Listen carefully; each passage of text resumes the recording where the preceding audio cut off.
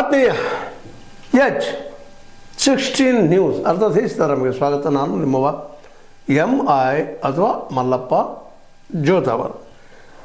ನೋಡ್ರಿ, ಇವು ಒಂದಿಷ್ಟು ನಮ್ಮ DK ಶಿವಕುಮಾರ್ ಅವ್ರ ಮಾತುಗಳನ್ನ ಸೂಕ್ಷ್ಮವಾಗಿ ಗಮನಿಸ್ರಿ. ನಿಮ್ಗೆ ಏನು ಅನಿಸ್ತದೆ ಹೇಳಿ ನಂತರದಲ್ಲ ವಿಚಾರ ಮಾಡಿರಿ.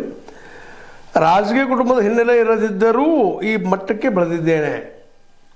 ಮುಂದೆಯೂ ನನ್ನ ಬಗ್ಗೆ ಪಕ್ಷದವರು ತೀರ್ಮಾನ ಮಾಡುತ್ತಾರೆ ಎಂಬ ನಂಬಿಕೆ, ಆತ್ಮವಿಶ್ವಾಸ ಇದೆ.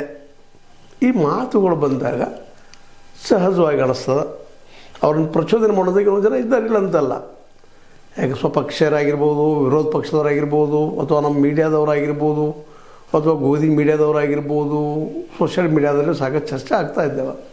ಒಂದು ಕ್ಷಣ ಹೊರಳಾಡಿದ್ರು, ಏನು ತಪ್ಪಿ ಮಾತಾಡಿದರು, DK ಶಿವರು ಹೋದರು ಬಂದರು ಆರ್ಗ್ಯುಮೆಂಟು ಸ್ಟಾರ್ಟ್. ಒಟ್ಟಾರೆಯಾಗಿ DK ಶಿವಕುಮಾರ್ ಅವರು BJP ಹೋಗ್ತಾರೆ, ಮುಖ್ಯಮಂತ್ರಿ ಆಗ್ತಾರೆ ಅನ್ನುವಂಥ ಒಂದು ವಾತಾವರಣ ಕ್ರಿಯೇಟ್ ಮಾಡಿದ್ರು. ಅದು ಸತ್ಯ ಇರ್ಬೋದು, ಸುಳ್ಳು ಇರ್ಬೋದು. ಆದರೆ ಈಗಿನ ಮಾತುಗಳು ನೋಡಿದಾಗ ವಾಸ್ತವವನ್ನು ನಮ್ಮ DK ಶಿವಕುಮಾರ್ ಅವರು ಅರ್ಥ ಮಾಡ್ಕೊಂಡಂಗೆ ಕಾಣ್ತದೆ.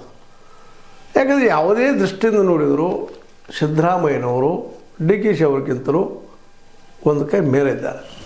ಭ್ರಷ್ಟಾಚಾರ ಇಲ್ಲಂತಲ್ಲ, ಭ್ರಷ್ಟಾಚಾರ ನೋಡಿದ್ದಾರೆ, ಅದ್ರ ಜೊತೆ ಬದುಕು ಮಾಡಿದ್ದಾರೆ. ಆದರೆ ಉಳಿದವ್ರನ್ನ ಕಂಪೇರ್ ಮಾಡಿದಾಗ ಒಬ್ಬ ಸಾಫ್ಟ್ ಕಾರ್ನರ್ ಅಂತ ಅನ್ನಿಸ್ತಾರೆ ಸಿದ್ದರಾಮಯ್ಯನವರು.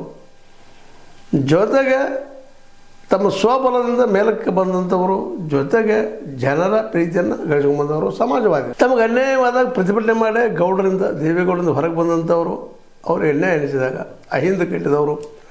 ಇವತ್ತು ಅಹಿಂದ ಸಂಘಟನೆ ಮಾಡುವ ಮೂಲಕ ಹಿಂದುಳಿದ ಸಮುದಾಯದ ಜನರ ಸಂಘಟನೆಗೆ ಒತ್ತು ಕೊಟ್ಟು ಅದರಲ್ಲಿ ಭಾಳಷ್ಟು ಯಶಸ್ವಿಯಾಗಿದ್ದಾರೆ.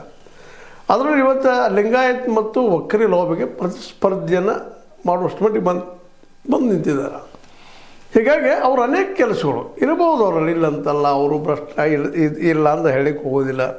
ಆದರೆ ಉಳಿದು ನಮ್ಮ DK ಶಿ ಅವರು ಕಂಪೇರ್ ಮಾಡಿದಾಗ ಮತ್ತು ವಯಸ್ಸನ್ನು ಮೇಲ್ಮಟ್ಟಕ್ಕೆ ಹೋಗ್ತಾರೆ.